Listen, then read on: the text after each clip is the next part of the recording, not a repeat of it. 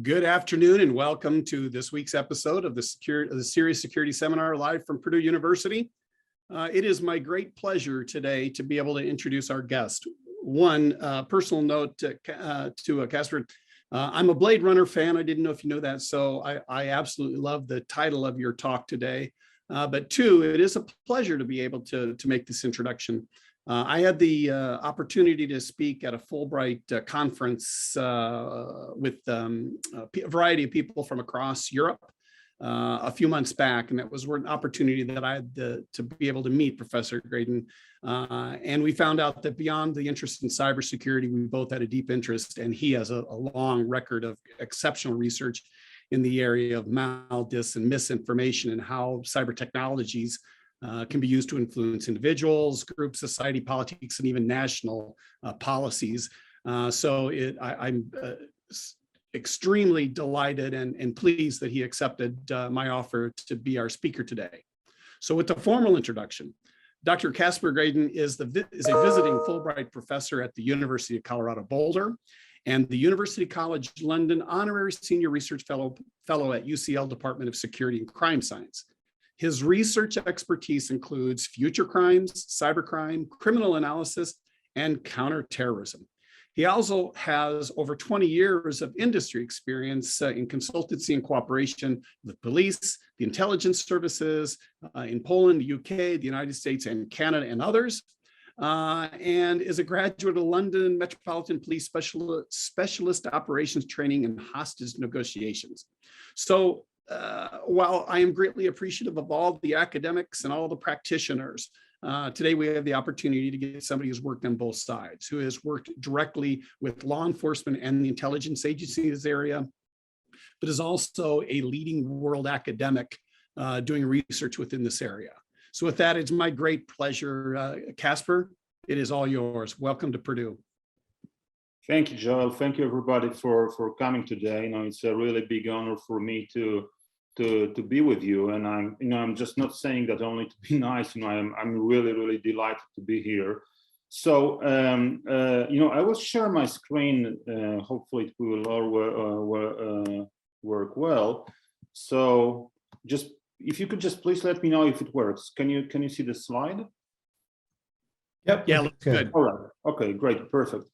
All right, so I'm affiliated with both UCL and CU Boulder, but currently I'm based in Warsaw, Poland. I used to work for a long time at the University of Warsaw Law School, and now quite recently I moved to the Technical University of Warsaw Cybersecurity department. But my presentation today will be based on it will be like a twofold approach. So in the first half of that, in the first part of that, I would talk about the so-called future crimes landscape, about the emerging technologies or technologies that are available, but and are in one way or another, or could be in one way or another used or abused by criminals or terrorists.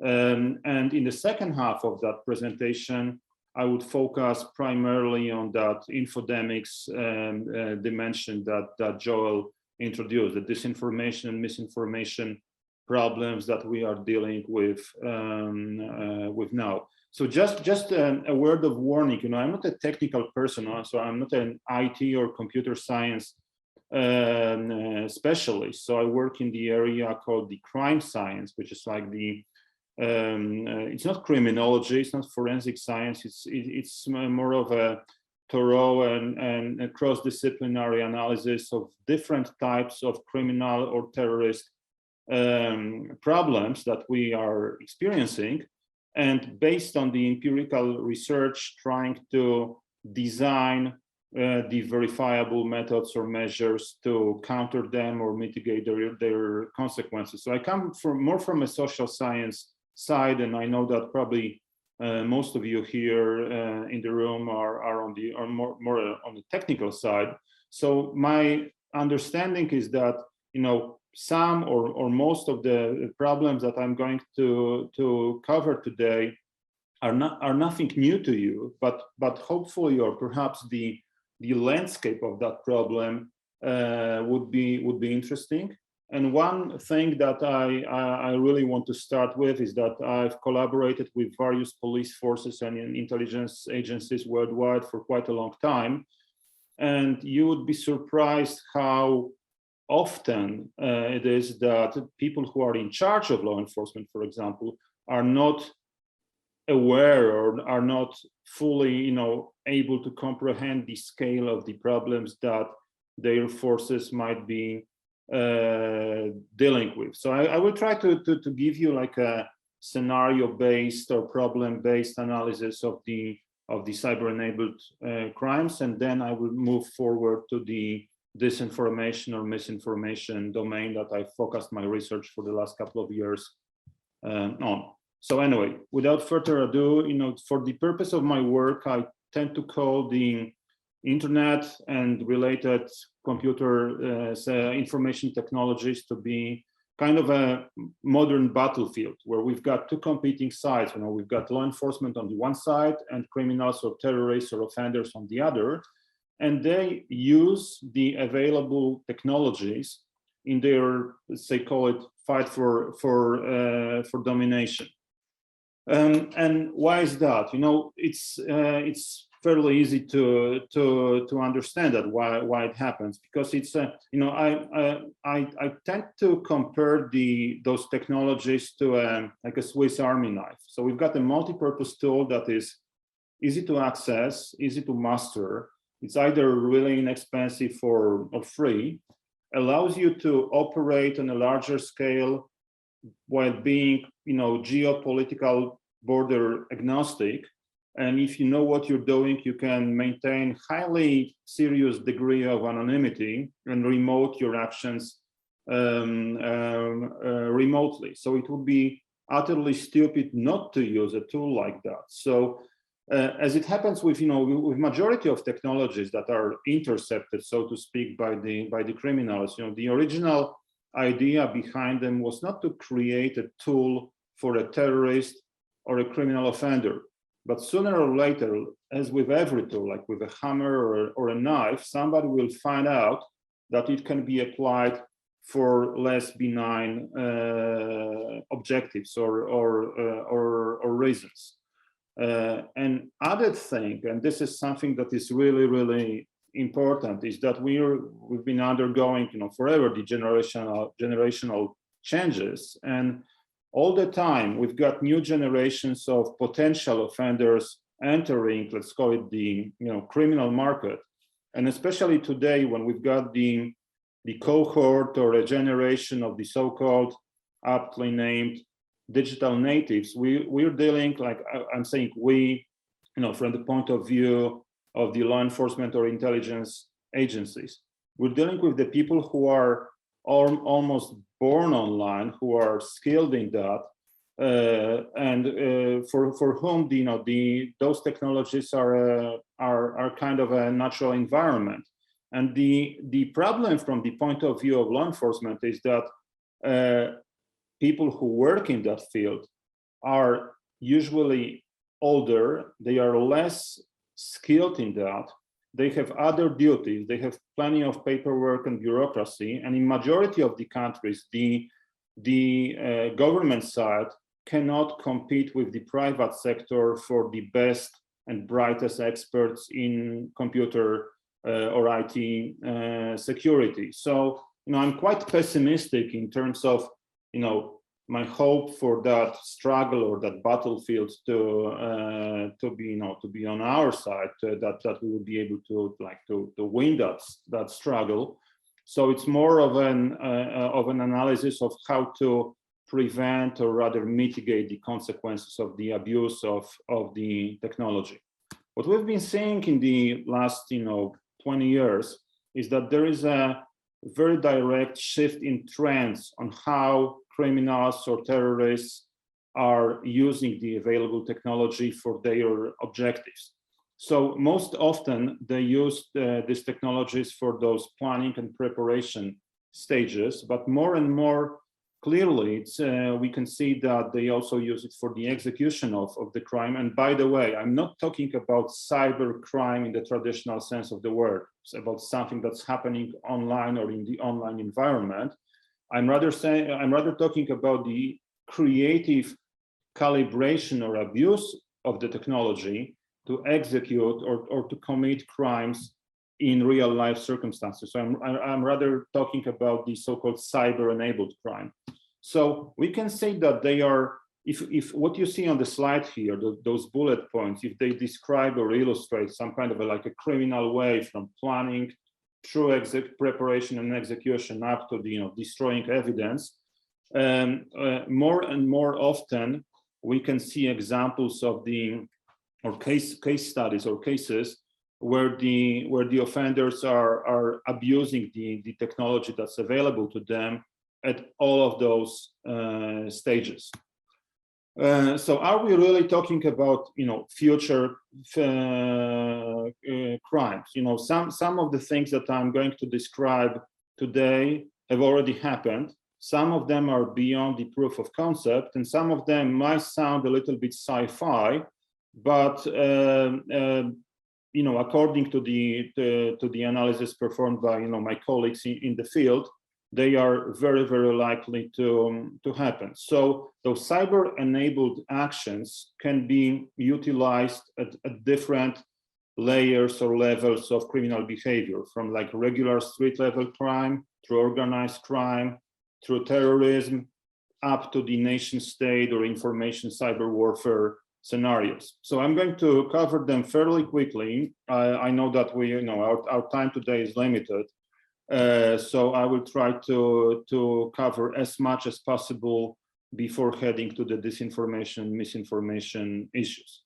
So the thing that I would like to start with are the attacks based on the preparation where the so-called open source intelligence is used. And of course, criminals or terrorists don't necessarily have to even know that what they're doing is called the open source intelligence in the law enforcement field, but they are still doing that. So they are not stupid,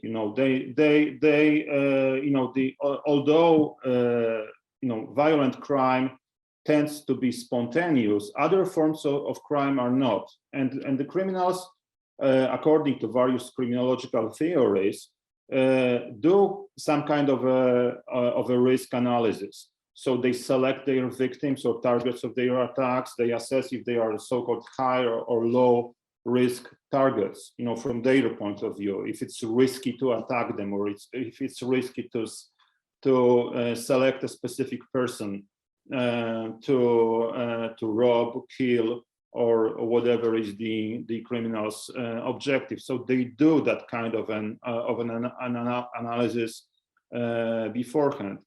And with the technology available to them, they can do that remotely. So there is a substantial evidence to confirm that in the increasing number of crimes, the target selection or victim monitoring is performed using the social media or other technologies that enable the criminals to assess the potential validity of the target selection remotely. So they can learn a lot about the geographic location that they want to target, or about a specific person, about their lifestyle or income, or what would be the best way to approach them, and so on. So from the point of view of the criminal offender, the beauty of the technology available to them is that they can exercise the majority of that preparation remotely, without endangering themselves, without being seen, or without raising the suspicion of potential witnesses, until the very, very final stage of the execution of the crime. And the remote reconnaissance of attack location is something that's more and more frequently used also in the terrorist scenarios. For example, now it was years ago, but still, during the Lakshya Shabira terrorist organization attacks in Mumbai in India, according to the Indian police and intelligence, about 95% of the preparations for those attacks in Mumbai were prepared and executed remotely until the very, very final stage of sending the operatives to Mumbai and committing those horrible attacks. This slide, what I'm showing here, it goes slightly beyond the notion of the open source intelligence, but this is just an illustration of the sources that you can find online. So what you can see here on this slide are the photographs taken down from the Instagram that you could easily find using one of the freely available tools that can run through Instagram for looking for specific hashtags. So those are the various types of Polish documents: passports, IDs, driver's licenses, speeding tickets, credit cards, and so on, that people uploaded to Instagram and hashtag them with specific names, like, for example, hashtag passport or hashtag driver's license, and so on. This all comes from Poland. Those blackened art parts were, of course, not blackened out by the people who posted that, but by one of the Polish cybersecurity companies that use those photos to illustrate the problem that we are dealing with. So you can find online highly specific personal information without any problem. And all of those documents that you can see on the slide come from Poland, but you can do searches like that in whatever country you are interested in. I'm pretty sure that you will find quite a lot of documents and very personal and delicate information like that. One of the extra layers of open source intelligence is dragging the information from various types of wearables, that if you use them correctly, or if you look for that information on different types of websites like Strava, Endomondo, or MapMyRun, if we're talking about sports devices or sports trackers, you can make a very precise spatiotemporal portrait or a portfolio of a person that you are interested in, if that person is your potential target. So it can be and has been abused by the criminals who were remotely tracking the whereabouts of their potential victim. One of the cases that I'm pretty sure most of you are familiar with is the Strava disclosure of the US military bases abroad, where US military personnel was using the Strava app to track their workouts and were uploading that to open source platforms. Where if you looked for the Strava geotags online, you could find them in really strange geographic locations. And if you cross compare that information with the with the satellite imagery, you could find the locations of American bases in countries like Afghanistan or Iraq, or in one instance in Yemen. An interesting thing that is showing up on the criminal market is the abuse of the information coming from pet wearables. This might sound and seem to be really funny or crazy, but there were already instances where the geo information or spatial temporal information of a pet was used by the criminal to create a more thorough portfolio or a description of the owner's whereabouts. And quite recently, about 5 months ago, there was an interesting criminal case in Poland, where I'm based now, where one of those dog collars that had an option of remote activation of the microphone and on a camera that was included in that dog tracker, and was not password protected, allowed the criminals to check out the surroundings of the location where the dog lived, So the robbers, people who were responsible for the break and entry to that place, could see the surroundings of the pet. They knew that the owners were not in the house, and they could fairly well guess that there were no alarm systems activated in the house because the dog was roaming freely inside the house. So they just made that assumption that the place is not secured with any kind of an electronic surveillance or monitoring, like alarm monitoring, and they committed that crime. It turned out later, much later, when they were arrested for based on other evidence, that they used that technology to scan the surroundings of their attack location.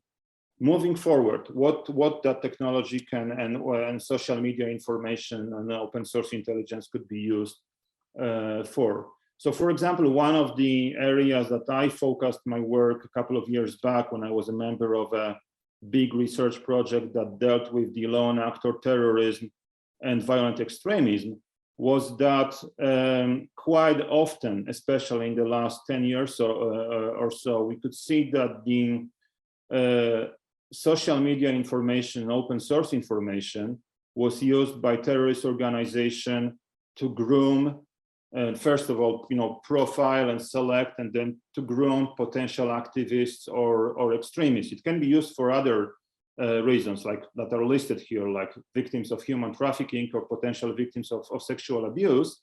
But from the point of view of the research group that I worked with for quite a long time, using that to groom potential extremists is really, really interesting. And one of the cases that I want to raise to illustrate that are the Boston Marathon bombers, the Tsarnaev brothers, Johar and Tamerlan Tsarnaev, who came from Chechnya, and they lived in the United States for quite a long time.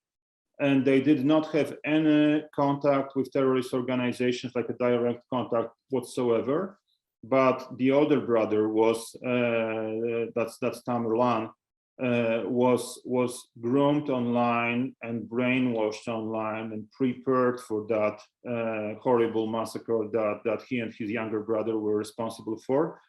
And he did not have at any stage any direct links or personal face-to-face contact with any operatives of terrorist organization. All of that preparation was performed fully online, and Tamerlan and Johar, especially Tamerlan, were selected and groomed based on their online activity. Okay, moving forward, because I know that we will run out of time very soon, and I don't want to keep you after the class is over. Like if we're connecting the dots, what is that landscape of the technology available to the offenders? 3D printing, I'm pretty sure that you know quite a lot about that.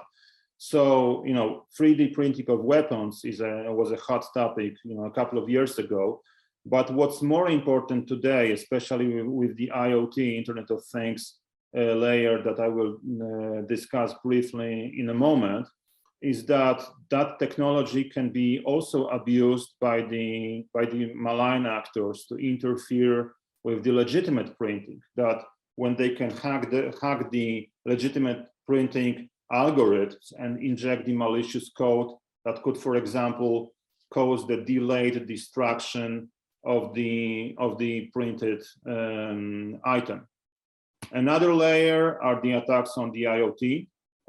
First, I want to talk about the specific devices. So it can be analyzed in like a twofold fashion. First of all, the devices, the IoT devices themselves, can be used as an extra layer of that open source intelligence domain that I've spoken about a couple of minutes ago. So information coming from those devices can allow or enable the offenders to create an even more thorough portrait or a portfolio on their potential victim, be it a person or be it a location or some kind of an entity. Like that middle screen, middle photograph shows the like one of the ads for the Oral-B electric toothbrush that had the Bluetooth connectivity, and the individual brushes for family members had their own microchip, so that would allow them to upload the information from the toothbrush to a designated app and to share it online, which was in theory designed to, let's say, allow parents to control, their, toothbrushing activities of their kids. But when that information was uploaded to the social media, and it happened, several times, because this is what the app was all about, it gives, like, in terms of the open source intelligence, it gives the person who is interested in a specific victim or a specific target, like, another layer of that spatial temporal analysis of a specific person's daily behavior. So individual IoT devices can also be the targets, or they can act as a backdoor for the preparation of another type of a crime. You can see the Mattel IoT Barbie doll, which was designed to work as a baby monitor, but because as always, the security protocols and password protection was very, very low on those devices. It could also be abused and used as a surveillance kind of a device. But those are the attacks on the individual items or devices. Another layer of the problem for cyber-enabled crime are the attacks on the whole networks of the IoT devices. So if and when they are executed correctly or deliberately not by a like your street level type of a criminal, but either by nation states or terrorist organization or even organized crime, they can create a mass level disruption on a very large area, causing, like, for example, power grid overload, or they could be used to attack on the entities or agencies or industries that form the whole scheme of the critical national infrastructure. And if the whoever is behind such an attack, if they are able to penetrate or infiltrate the IoT network, they could either knock it down or overload it, or drag or gather information from those devices as a network on a very, very large scale. Another layer are the attacks also in the IoT domain on the IP-enabled medical devices, such as pacemakers or cardioverters or the insulin pumps. Another problem that's associated with that is not only the attacks on those devices, that it's potentially possible to interfere with, let's say, the frequencies or the algorithms that control those devices. But another problem with those attacks is that whoever is behind such an activity is able to drag or change the medical information from those devices to something else. They can either destroy it, encrypt it, steal it, sell it, or in any other way play with that, depending on what is their objective. I'm speeding up a little bit because I know that we've got half an hour and probably about 15 or 20 minutes of me talking, and then I would really love to see your questions. I can see that they are popping up in the chat and in the Q&A section, but I will check them out when I finish. Okay, moving forward. Another problem or another area of problems are the potential attacks on the autonomous or semi-autonomous vehicles that, once the technology becomes available, once it gets cheaper and more accessible, the semi or fully autonomous devices could become like another set or of avenues or vectors for an attack. So, for example, they could be used as weapons for example, in run-over attacks. So I forgot to mention that, but one of the research centers that I collaborate with at UCL is called the DOSE Center for Future Crimes, that analyzes the opportunities or potential for such attacks and tries to like proactively design the preventive or mitigating measures to counter them. So one of the analyses made by my colleagues over there described the potential abuse of autonomous vehicles and using them as weapons, or on the other hand, remotely disabling them and then blocking the roads or bridges. For example, if we've got a scenario, because what we do over there at my department at UCL is to make us an educated scenario-based predictive analysis of potential attacks. So we worked on a scenario of a terrorist attack happening in physical environment in a city where autonomous vehicles are remotely disabled to block roads leading to that area, thus slowing down the response of police, firefighters, paramedics, and so on.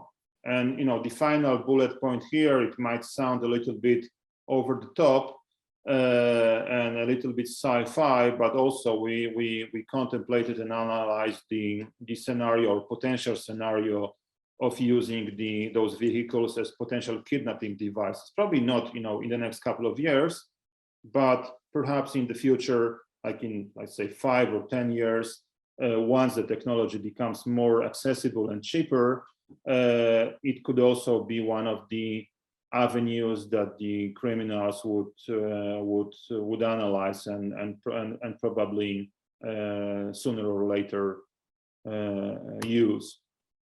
The use of the drones and various types of them. So not only UAVs, the unmanned aerial vehicles, but also ground operating and hydroid drones that could be used for criminal or terrorist objectives. So what for? You've got here on this slide several potential methods that or motivations behind abusing the drone technology. Some of them are quite obvious, like using them for surveillance, for example, or to deliver drugs, which has already happened. But also one of the scenarios that, for example, the British military, the Ministry of Defense in Shrivenham, considers to be one of the most serious threats to the security and safety of aviation is the use of the semi-autonomous drone swarms to disrupt the air traffic control in civilian aviation or disrupt military command and control systems. So, all of those types of drones, the aerial ones or the hydroid ones or the ground operating drones are a serious threat if the technology is intercepted or creatively calibrated for criminal objectives. Another problem that my colleagues at DOSE Center for Future Crime study is the potential application for criminal or terrorist objectives of the military robots. And this particular slide might seem to be a little bit sci-fi, and I'm pretty sure you are all aware of the Boston Dynamics inventions and know-how, so you know how those robots work. And of course, that technology is extremely expensive and not really available to everybody interested. But my point is that as with all of the technologies that we are dealing with, they will become cheaper, they will become more available and accessible. So we might, at least the least we can do is to do like a scenario-based predictive or forecasting analysis of the potential abuse of those technologies to proactively working, like we've got a bit of time, especially with technology like this, to design methods or countermeasures that would counterbalance the potential abuse of such a technology. The huge topic, that I wouldn't have enough time to discuss all of that today, is the potential abuse of artificial intelligence technologies. So on this slide, and from what I understand is that this presentation, this video, will be available later. So if you're interested, you can get back to some of those slides to read them if you like. So those are the AI milestones just from the last decade. And if you have a look at that, some of those things that are listed here, just a couple of years earlier, before they actually happened in real life, were considered to be science fiction types of scenarios. For example, this will happen probably in the future, but not sooner than in like 25 years. Whereas it happened in like 2 or 3 or 5 years. So this technology is being developed in an unprecedented pace, and it goes much faster and beyond all of the expectations from just a couple of years ago. So sure enough, it is and will be creatively abused by the bad or malign actors. And I'm not the kind of a person that reads the slides, but this particular one I want to draw your specific attention to, because my guess is that some of you are interested in technologies, in AI and machine learning technologies. So from the point of view of my discipline, the crime science discipline, artificial intelligence can be used at various angles. So it can be used as a tool for a crime. It can be used as a target for criminal activity. An interesting bit is an artificial intelligence or related technologies used as a so-called context for crime. So when we have the malign or illegal activities that might depend on such a scenario when the victim or victims believe that there is some AI functionality, even though it doesn't really exist. So somebody like the creative criminals or scam artists might convince their victims that they have, for example, the AI algorithm or a tool that can perfectly well predict the stock market fluctuation. And their victims might believe that and then, put their money on specific technology or on specific stocks. And finally, from the point of view of my discipline, crimes involving AI, since they are highly scalable, they can be very easily marketized later. So we use the expression of so-called crime as a service. That's that last bullet point. And artificial intelligence is a perfect example of such a service where the criminal abuse of that technology can be leveraged, scaled, and sold. My colleagues from the Dose Center organized just before COVID hit in the early spring of 2020 the workshop on the AI-enabled future crimes. And what you can see here on this slide are the pointed list of the crimes that were considered by the experts, by the crime science expert, to be of a specifically high concern. So our idea was to bring in dozens of experts from various fields around artificial intelligence, machine learning, and crime science and related fields, and then do a scenario-based analysis of the potential criminal acts leveraging the AI technology. So what you can see on the slide here are those so-called high concern crimes for just a year and a half ago from the list that we created back then. So I'm sure that you're all familiar with all of what's listed here, but the specific concern are the deep fakes, audiovisual impersonation, and AI authored disinformation that I will move to talking about very, very soon. And just a final bit, this is what happened almost to the day a year ago. The attack on one of the leading uranium enrichment experts, who was assassinated in Iran by the Israeli operatives who were using satellite control AI-assisted military rifle to kill that person without any operatives present on the ground. So the device itself was placed in Iran, but the whole execution of the attack was performed with the use of such an AI-assisted rifle, where the operatives were in a different country. They were using satellite imagery to select the moment for the actual execution of that attack, and the AI algorithms compensated for the recoil of the rifle that was shooting at the target, and it happened a year ago. Just a few years back, if you would hear about something like that, you would. I'm pretty sure that the majority of the people, me included, would say that something like that is not possible to happen in, let's say, the next 10 or 20 years. And this happened a year ago. Okay, I will skip this because we are running out of time, and this is a fairly well-known problem, the abuse of cryptocurrencies for criminal reasons. So I'm moving to the disinformation, misinformation problem right now.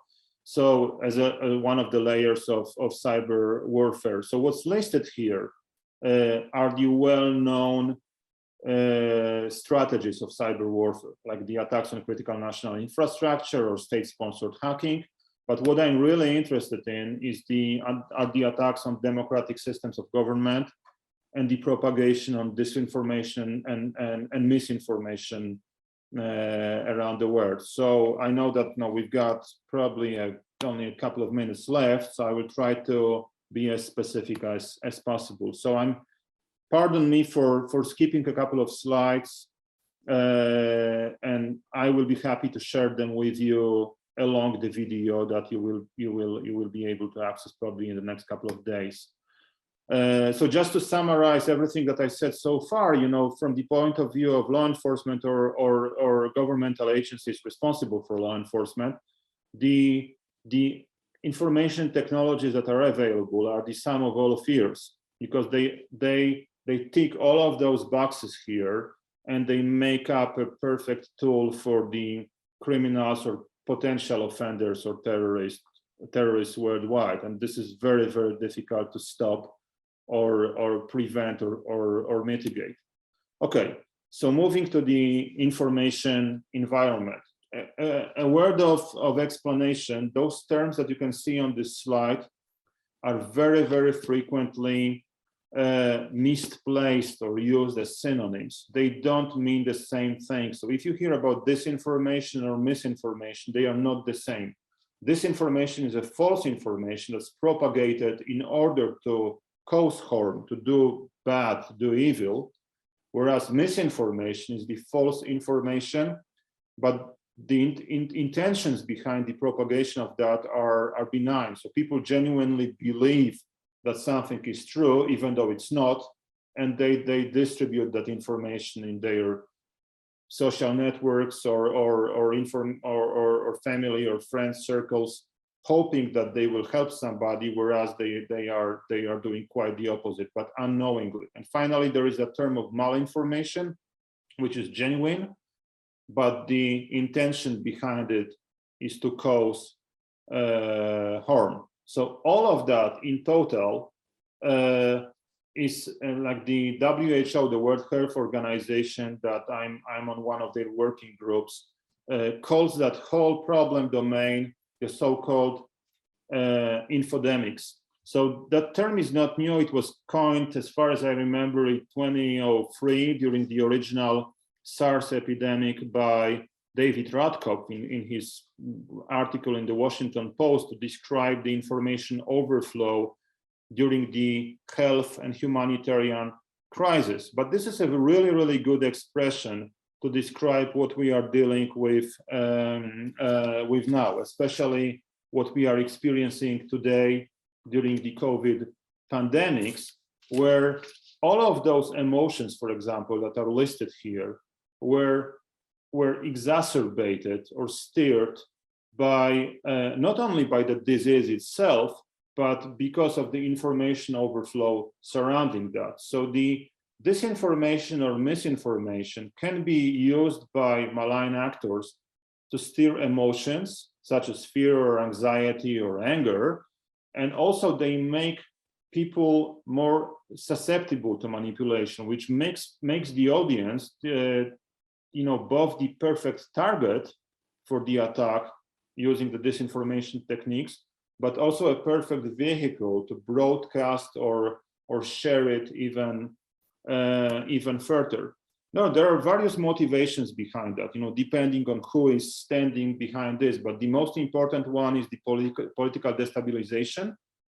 For example, like undermining democratic legitimacy of government or meddling with election processes, but also, more business or economy oriented objectives, or like the last bullet point says, sowing chaos and discord. Like, to use the famous quote, some people just like to watch the world burn. So over here, you've got a couple of sources of the disinformation or misinformation surrounding the COVID pandemic. But just to explain it to you clearly, it's nothing new. It happened before. Like, for example, one of those photographs here is about the Operation Infection. Operation Infection was the Soviet KGB disinformation operation in the early 1980s about the HIV virus and AIDS disease. So the rationale behind the KGB Operation Infection was to convince the public in different countries around the world that the HIV and AIDS were designed by the American military as a biological weapon, and it was distributed around the world to kill people. And the rationale behind that was to discredit the United States. It happened in the early 1980s, and they didn't have the technology and social media that we have now, but still they were able to raise suspicion. Right now, whoever is behind like anti-vax movements or conspiracy theories surrounding COVID has the plethora of opportunities to do it much more effectively, as I'm sure we are all very well aware of. And those methods, sharing disinformation, misinformation, and propaganda, doing it on a large scale, fits very well into the general scheme of the so-called hybrid warfare. This is a really popular buzzword that I'm sure you are all aware of, that we are experiencing in the Western world. Hybrid warfare is a combination of a classic military tactics with the so-called irregular or asymmetric warfare, including the cyber warfare. And I cannot say beauty behind that, but the rationale behind that while using methods or measures like that, whoever is behind such strategy can maintain a fairly high degree of plausible deniability and attack or weaken the opponent without the perceived involvement. So this method was mastered by the Soviet Union and is being used and abused by Russia, especially under the rule of Vladimir Putin. So the Valery Gerasimov, the Russian chief of the general staff, many years ago said that those so-called non-kinetic methods of warfare, including propaganda or disinformation or hybrid warfare, are vastly superior to the classic conventional military methods because they are much cheaper, then they can be executed remotely. And we can always say that, no, we didn't do that. We don't know who did it. You know, Russia employed that during the invasion of Crimea and the invasion of Ukraine using the so-called little green man and completely denying their involvement. Of course, everybody knew who is behind that, but couldn't like officially prove that. And Russia is using those strategies as at a larger scale within their quite official strategy called New Generation Warfare, which is designed to lead the conflict along the whole spectrum of methods and measures, including election meddling, political interference, political corruption, raising or exacerbating societal divisions in the countries being attacked and so on. And the primary targets are, like right now, are NATO and EU member states that Russia like wants to run the wedge into, to destroy their unity and destroy their collaboration, and to meddle with, you know, with the will and thoughts and beliefs of the population. So they are using those strategies quite brutally, especially in Europe, but also they've used that in the United States. So this is a part of their military doctrine. You know, the other actor behind disinformation and misinformation, but it's being done much more gently, is China. But in the case of China, as opposed to Russia, this is not about destroying the other countries, but about showing the superiority of China and about their long-term plans, like Made in China 2025, or the Belt and Road Initiative, and so on. So they are more about the economic, political, and philosophical, you know, domination, whereas Russia is more interested in the military influence and political influence in a much more brutal and direct way. And then, you know, I know that I'm almost running over time, so just to move on fairly quickly. You know, in terms of the artificial intelligence and technology application to the study of disinformation and misinformation. So it's a kind of a double-edged sword. So the same technologies can be used to generate this disinformation, but also to detect disinformation or misinformation. You know, I'm fairly sure that you are very well aware of those technologies. So I will just mention them quickly. Two main AI approaches that are being used to study disinformation, misinformation are the GANs, the generative adversarial networks, when we've got two neural networks. One is the discriminator and one is the generator, and one of them is trained to generate false information. The other one is trained to distinguish between true and false information. And their like competition leads to the creation of the false information, which is impossible to distinguish from the factual information. And the other AI approach that is clearly linked to the disinformation and misinformation problem are the large language models. There are various approaches to how to use the AI tools to study, analyze, and combat disinformation.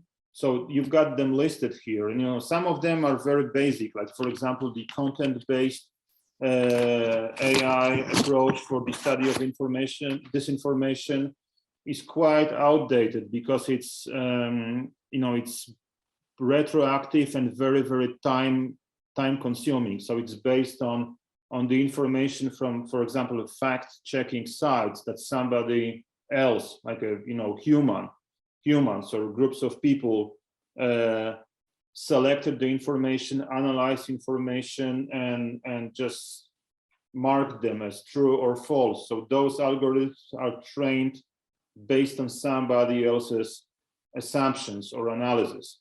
The social response approach studies AI-enabled approach, studies how the users react to the content that they experience or they come across online. So they rate the correlation between the reaction of the users how they react to true or to the false information.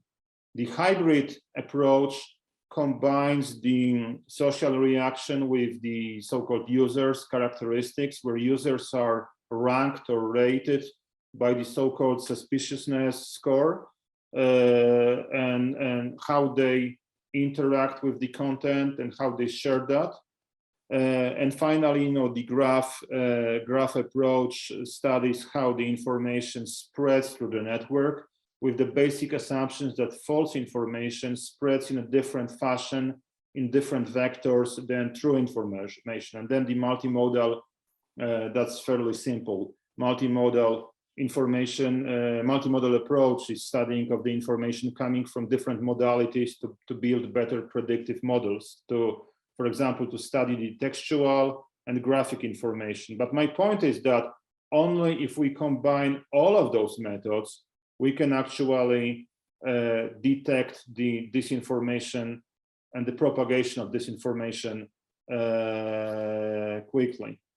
And finally, the modeling. How can we use the technology to model the propagation of dis or misinformation?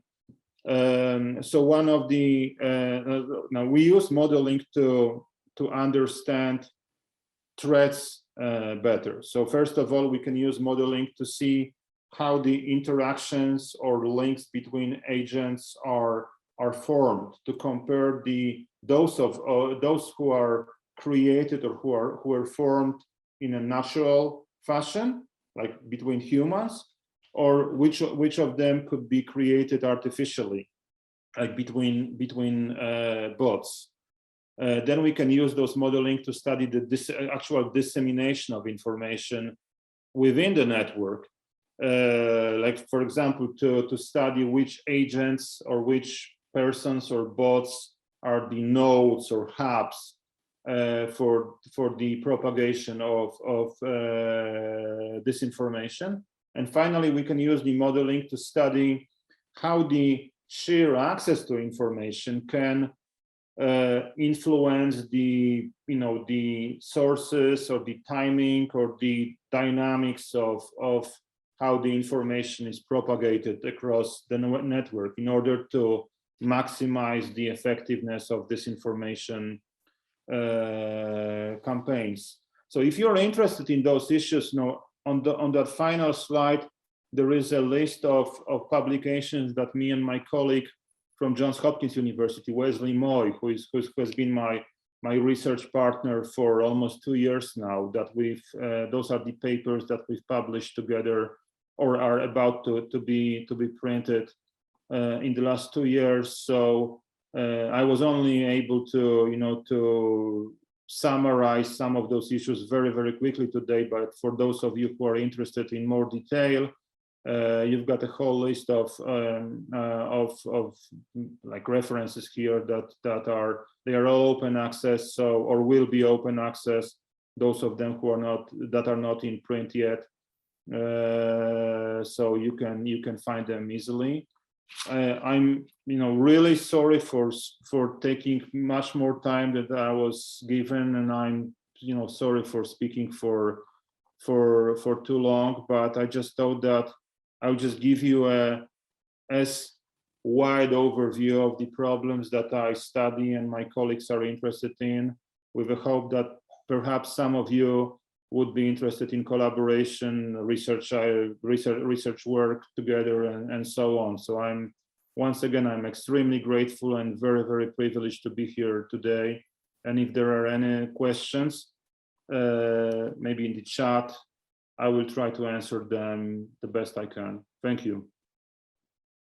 Casper, fascinating talk. Thank you very much for joining us.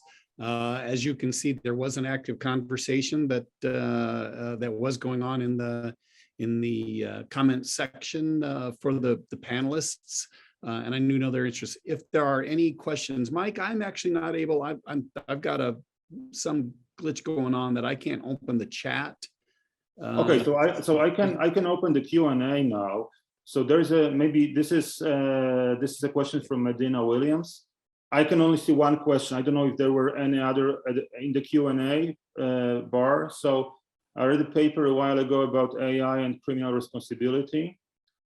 What are your thoughts on who is accountable, responsible, etc., for models and outcomes from their usage?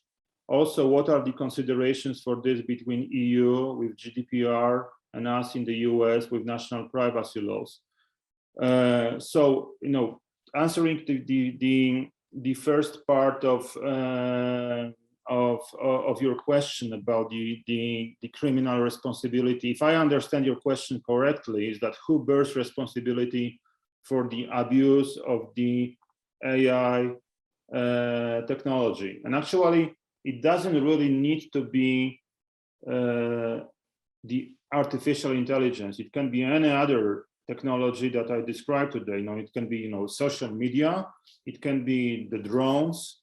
It could be, I don't know, the Oral-B electric toothbrush. So, or artificial intelligence. So you're absolutely right. In asking that questions, because we can have like a two-folded type of an approach. One would be to say that nobody's responsible. There is a technology that's there. The only person who can be held responsible for abusing that is the abuser. The criminal or a terrorist or whoever hijacked that technology to hurt other people. And I think that this is from the point of view of criminal law and criminal procedure, or the criminal investigation, this is the only reasonable approach that you can apply. Because if you would hold the developers of the technology accountable, I don't know about, I'm not an expert in the US criminal procedure, but I would guess that it would be extremely difficult to put that on trial. You could do that in a form of a criminal case or a civil lawsuit, but I don't think that it would be practical and effective. Because in theory, you could say that this is the same problem. Like, for example, my area of work for a long time was homicide, multiple homicide, and school shooting. So, for example, you could turn the question that you asked to what happened last night in near Detroit, and ask who should be held accountable, the guy who shut up his school, or the manufacturer, probably Colt, who produced that AR-15 that was used in that horrible crime. I don't know how to answer that. From the point of view of criminal investigation, the easiest way would be to go after the perpetrator. If we know who abused the specific type of a technology, that's it. But I think that your question is much more important than I was able to answer that so far, because I think that once those technologies start to form a really important part of our lives, and they will sooner or later affect us all. I'm sorry for the background noise, this is my dog. So they will sooner or later affect us all, and we cannot just say, okay, it's not the developer's fault. Somebody did bad things abusing that technology. Maybe they should be responsible to some extent for various backdoors in that technology, you know, for the code that they written sloppily, for the opportunities that they gave by not securing the technology properly. I know that, you know, what I'm trying to say might seem that I'm, you know, like I'm avoiding or dodging the proper answer, but I think that it's a much more philosophical question than I would be able to answer it now. And please, absolutely, please do email me at one of those addresses that I've given, because I would. It's a fascinating question. I would really like to follow up on that. And answering the second part of your questions about the privacy laws and GDPR, I don't know if you are referring specifically to the artificial intelligence, perhaps to the open source intelligence domain, or the information gathering from open sources or from social media, how it interacts with the GDPR laws in Europe or the United States national privacy laws. You know, the personal data protection, and also the so-called ethics in ethical domain of technology, or ethics in artificial intelligence, are extremely hot topic in the legal community, at least here on this side of the Atlantic. So as we speak, you know, the European Commission is working on the document called the ethics in artificial intelligence. I don't know how it will look like once they produce that and once they introduce that, because I'm a little bit skeptical about the potential of the EU bureaucracy to solve it, you know, properly and you know, and well, but you know, at least they're trying. But I think that, you know, to tell the truth, you know, answering to both of your questions, Medina, correctly would require me getting prepared and having a nice hour to speak about that. So seriously, I would get ready. I would prepare. If you could just drop me a line on email, I would be really happy to arrange for a Zoom call or a Skype call and discuss it further. And then there are some questions in the chat. Joel, do we have a couple of minutes, or you have to go now? In the chat, I believe that there were more comments on some of the slides. Obviously, very positive comments on the slides. I'm not sure if, I don't think that there are actually any questions left there. But I have to tell you that I do highly suspect that Medina Williams will be reaching out to you. She was one of our super bright PhD students here, and we've had some conversations this last month in October. I guess we're not the 1st of December, but in October. And yes, her interest areas overlap very much with some of your expertise. So I do very much suspect that she will be reaching out to you, and you know, I encourage you to do so. That would be great. Yeah, so with that, let's go ahead and wrap up this episode of the Serious Security Seminar live from Purdue University. Those who tune in each week, we will have a speaker again next week. We had a cancellation, so I'm looking for a fill-in for next week on that. And then I believe we will be taking a break for the academic calendar during the winter break, and we'll be resuming these seminars in January. So we will disappear for a couple of weeks there, or a few weeks there during break time, but mark your calendar that we'll be back online and live beginning in January. And again, we do have one I know scheduled for next week. So with that, thank you, everybody, and happy holidays to everybody. Thank you very much. Thank you for the invitation. It was a massive pleasure. Thanks a lot. Well, I look forward to our next conversation. That'll be a little bit less public. Thank you. Thank you, my friend. Bye-bye. Bye. See you. Good night.